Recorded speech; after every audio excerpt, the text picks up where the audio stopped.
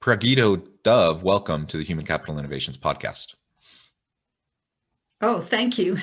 It's great to have you with me. It's always fun to meet new and interesting people with diverse backgrounds. And as we were talking about in just preparation for this episode and in the pre-interview, you have an area of expertise that's a little different than most of the guests that I have on the podcast, but I think is particularly timely and relevant and very important within the organizational context in the leadership space. So today we're going to be focusing on accessing our inner wisdom and intuition as leaders and talking about mindfulness and meditation practices that can help with that. As we get started, I wanted to share Pragito's bio with everybody.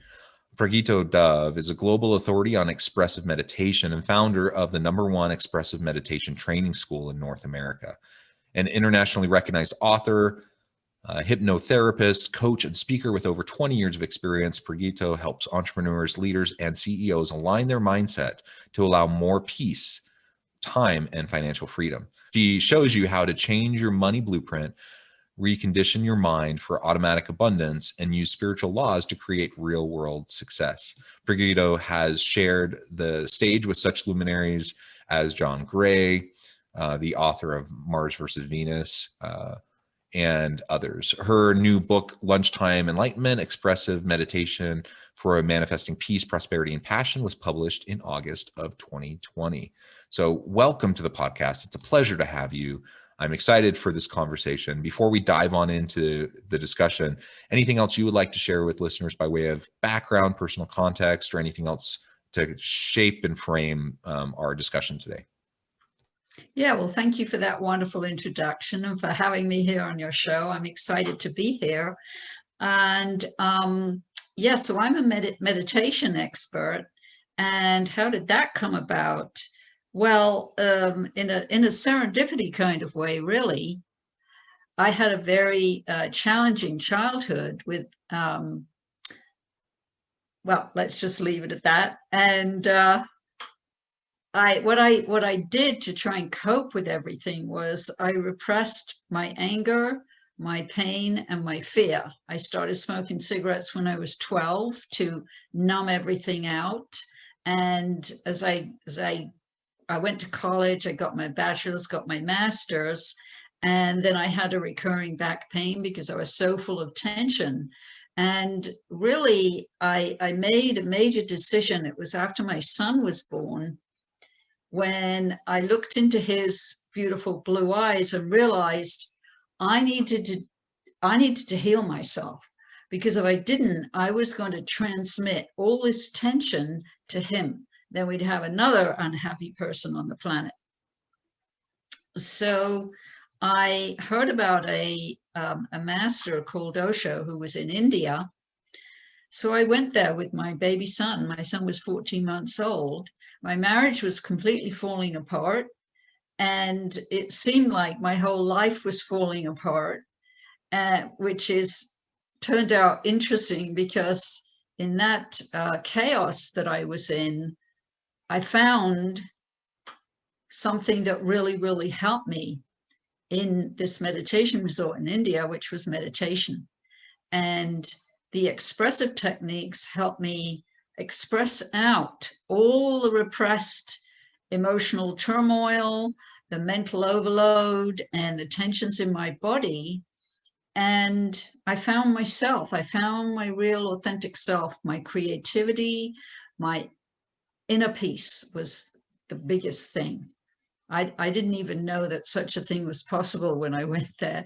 I was really just following my intuition, following my heart, because my mind kept telling me, this is crazy. What are you doing going to India with a baby, you know? But it was a great thing to do. I never occurred to me I'd have a whole business out of it down the road, but I do, and it's very successful because now I have that inner peace and calm. I trust my intuition implicitly. I follow my heart, and everything evolves from that in a very powerful way that I've been able to help hundreds of thousands of people through my books and trainings to also find inner peace and trust their intuition and their inner wisdom. Well, thank you for that background and that framing.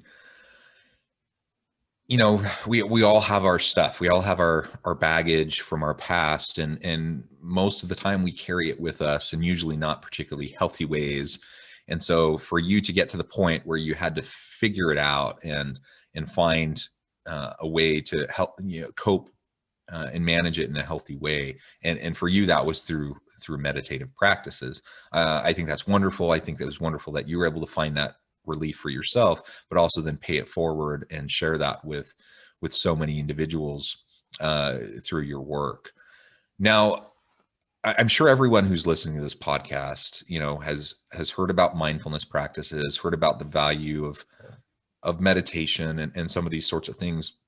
But I also suspect that many who are listening might think that might have some biases or assumptions associated with those types of practices.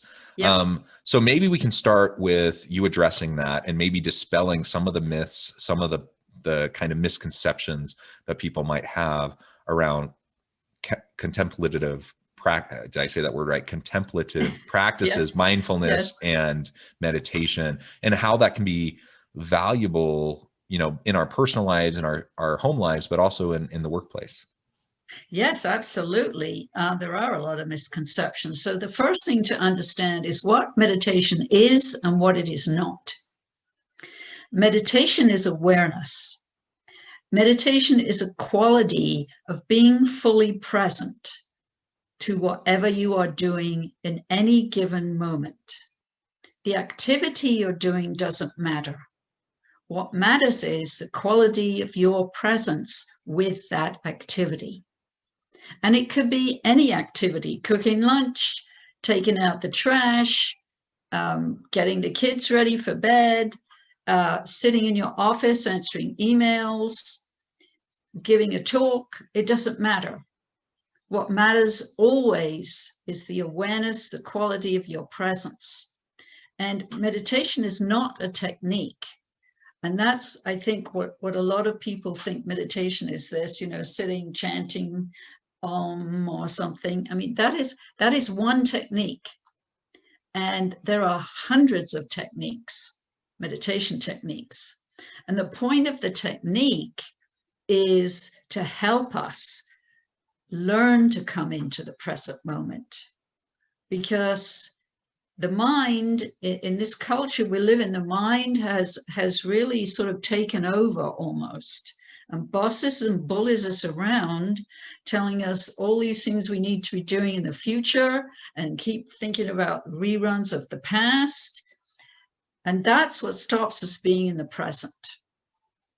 So that's a fundamental thing to understand. And then when you understand that, you will find that actually you already are present in a lot of things you're doing during the day, in the evening, at the weekend. You already are. So you already have experience of meditation. So that's really the first important step, and then everything follows from there. Yeah, that's great. And to your point, we all do things that are related to mindfulness and meditation already, though we may not label it that way, right? Right. I think of some of I don't think of myself as someone who practices meditation, but I do engage in daily prayer. I do enjoy the quiet time where I take my dogs to the park and walk and enjoy nature. You know, some of those types of activities, I think, fit within that scope, right? Absolutely, they do. I mean, it's just a word, you know, meditation, it's just a word, but you can call it relaxation time, or, I mean, going to nature. That's very helpful because nature's always in the present moment. So nature really helps us to calm down and get out of the busy mind a bit, become more grounded. And animals, as you mentioned, your dogs, animals are always also in the present moment, always. And they're also full of unconditional love, which we get from them. So yes, these kind of activities, I know from books I've read of highly successful people, they all take time, maybe one day a month or half a day a week or some kind of time, self-reflection, for solitude, aloneness. You know, there's all these words, but they're describing the same thing. It's all meditation. Yeah.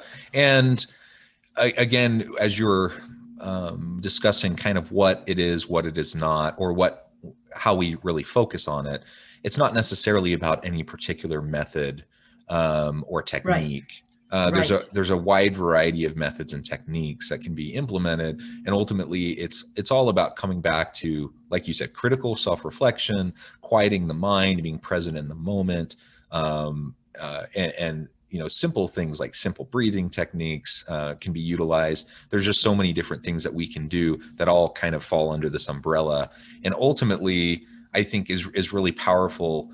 To your point of how you framed your initial introduction and background, where you learned about accessing your inner wisdom and intuition, and really learning to trust in that and to rely on it and to build off of it, right?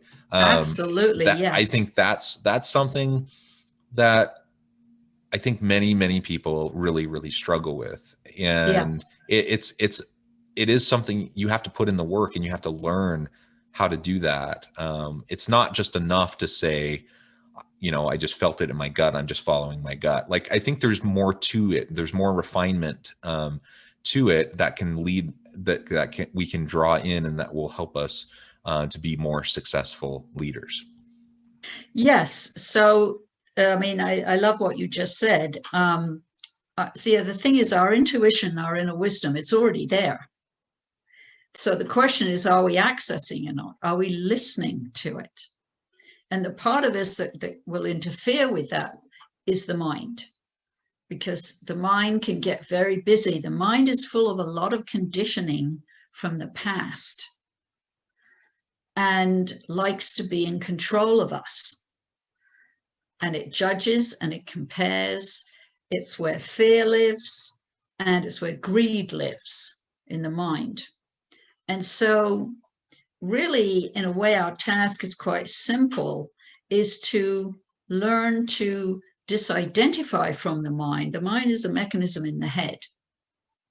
It's only about 5% of us, about 95% of us is in the subconscious, where's the wisdom of the body, the wisdom of the heart, and the wisdom of the soul.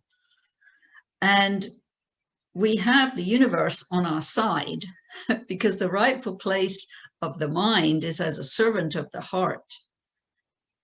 We want the heart to be the master and the mind to do the bidding of the heart, because this culture almost teaches us the other way around.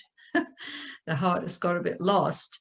But there is one incredible technique called witnessing the mind, created by Gautama the Buddha 25 centuries ago, and still very valid today, where you learn to get a distance from the mind, to sort of step back. So you disidentify from it and realize you are not your mind. That is not who you are. See, I used to think that's who I was. I was everything that was going on in my mind, which is pretty chaotic. But as you learn to step back and witness the mind, watch the mind, which doesn't mean you're not using your mind. We need the mind, but you're not at the effect of it so much, because the mind has a tendency to go to the negative. Oh, what are you doing that for? I wouldn't do that. That's not going to work, you know, and things like that, these thoughts that come up. So the more we learn to trust our inner wisdom, our intuition, we will go ahead with whatever that thing is. We'll say, thank you, mind, for your opinion, but I'm going to do this, you know. And your heart, your inner wisdom will never let you down. It's never let me down. I have let myself down, but not by not listening to it. And sometimes it means you have to do things without really understanding why. So that takes great trust in yourself. But the answers always come later if you don't understand it at the time. You always will find out later and look back and think, oh, I'm so glad I trusted myself and did that. Yeah, and it does take some courage It does. to be able to do that. And I'm sure that I have a long way to go in terms of really coming in alignment and being attuned to my inner, voice and intuition, and following it and having the courage to follow it. But I can think of instances in my past where that's exactly what I did. And I can look now, as I look back on that, I can see, wow, that really worked out. And it worked out far better than I could have ever possibly conceived of, using my logical, rational brain. Exactly. And then there's been other times where in retrospect, I can look back and I can see, I made the choice rationally. And I'm not dogging on rationalism, but, I went through the pros and cons and I made a very rational choice in defiance of what I felt was actually really the right choice. Yeah. And I could see negative consequences of that. Right. So I think as we learn to engage in that wrestle and learn to build trust in ourselves in sometimes really small ways initially, and we can build that confidence over time, then we're put in a situation where we can more consistently be attuned to that inner voice, and people from different backgrounds and walks of life and religious traditions and spiritual traditions call that different things. Right. But whatever terminology you use to describe that, learning to become attuned to it, I think is really important. So translate this then over to what this means in the workplace.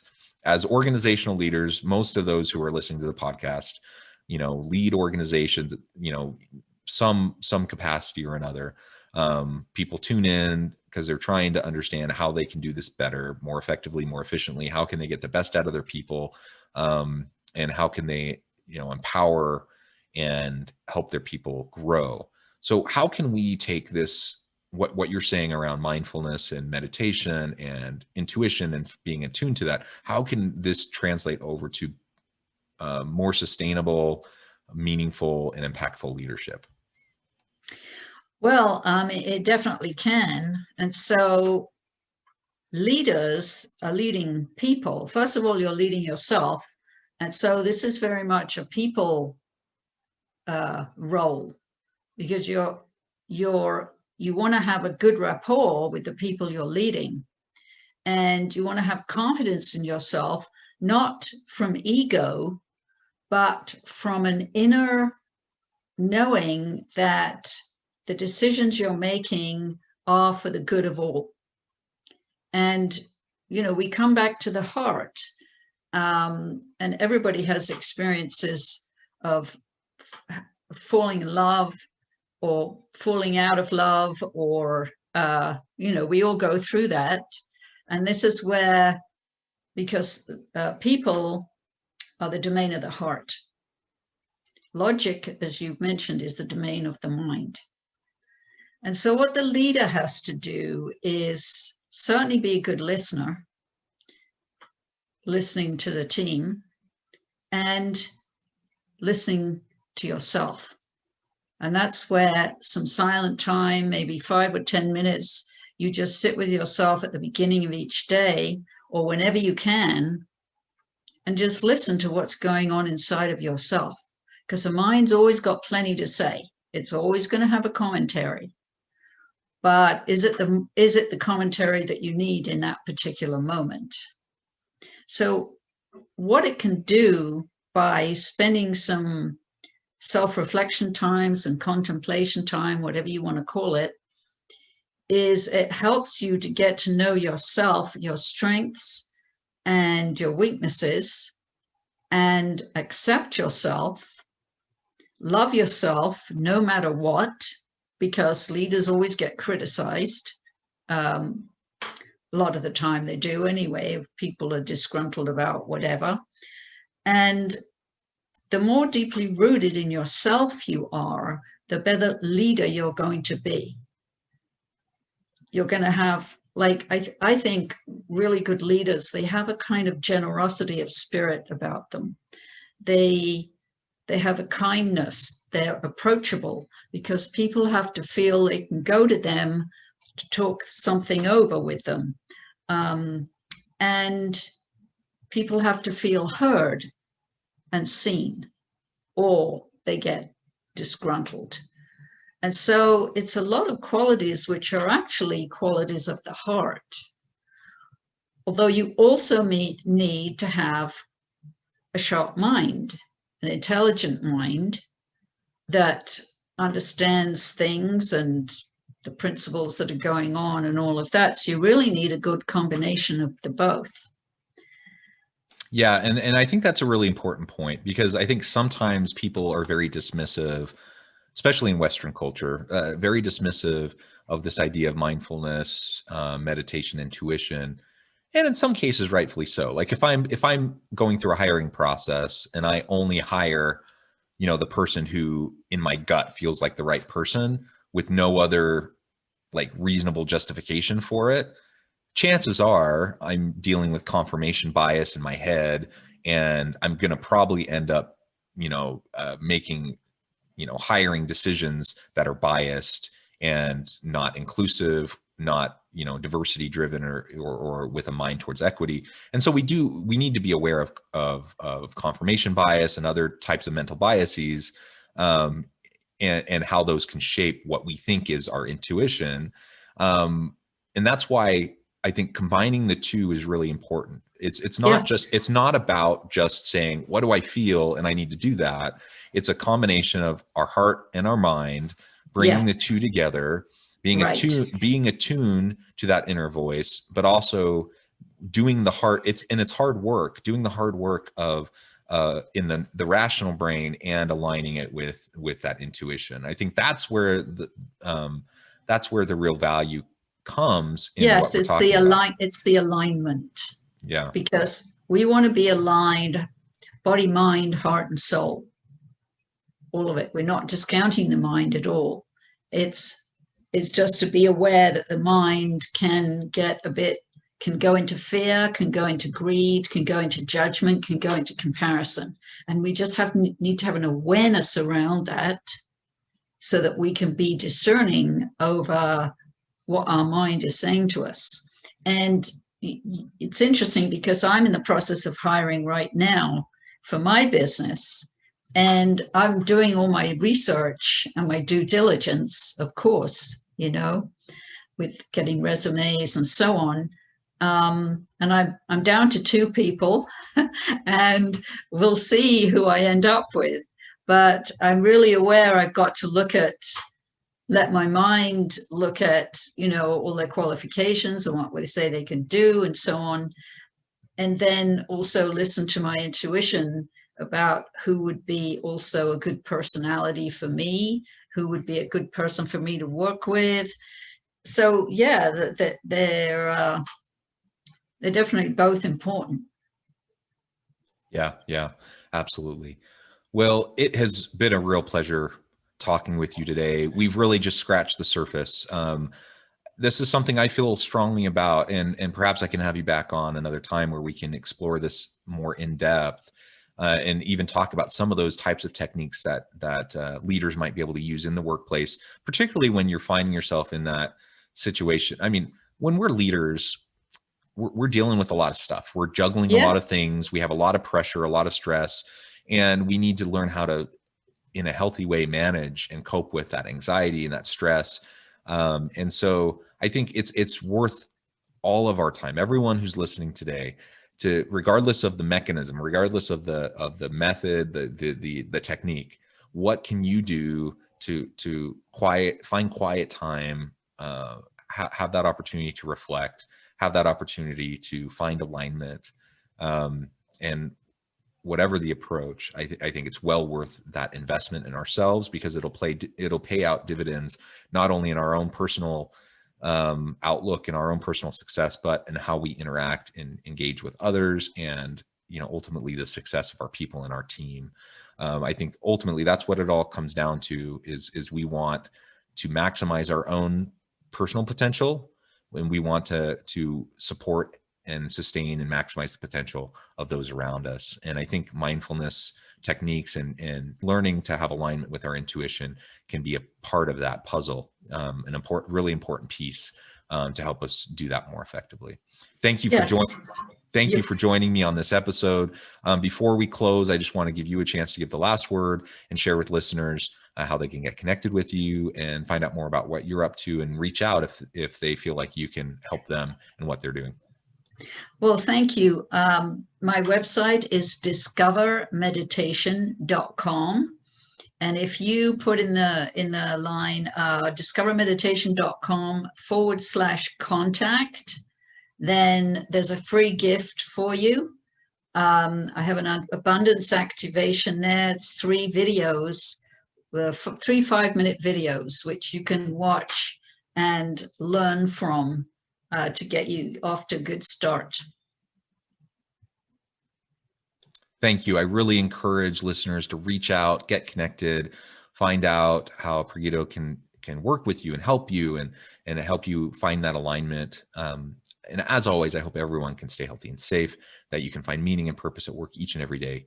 And I hope you all have a great week.